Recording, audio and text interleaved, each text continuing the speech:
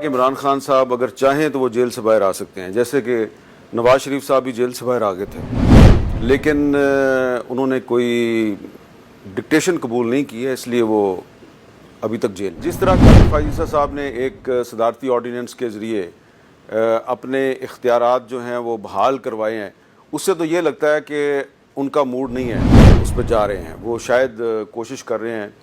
یا کوئی اور کوشش کر رہا ہے کہ ان کو ایکسٹینشن دلوائی جائے کسی نہ کسی طریقے سے۔ یہ جو اس وقت جو ہو رہا ہے پاکستان میں، جو پریس فریڈم کے حوالے سے اور سینسرشپ کے حوالے سے جو اس وقت صورتحال ہے، یہ عمران خان کے دور حکومت سے بہت ہی بری ہے۔ افسوس مجھے یہ ہے کہ جتنی سینسرشپ موجودہ چیف جسٹس قاضی فائز عیسیٰ کے دور میں ہم نے دیکھی ہے پچھلے 1 سال کے دوران، کیونکہ یہ جب چیف جسٹس نہیں تھے تو یہ میڈیا فریڈم کے بہت بڑے لمبردار تھے، لیکن ان کے دور میں صحافیوں پہ جھوٹے مقدمات بنے، صحافی گرفتار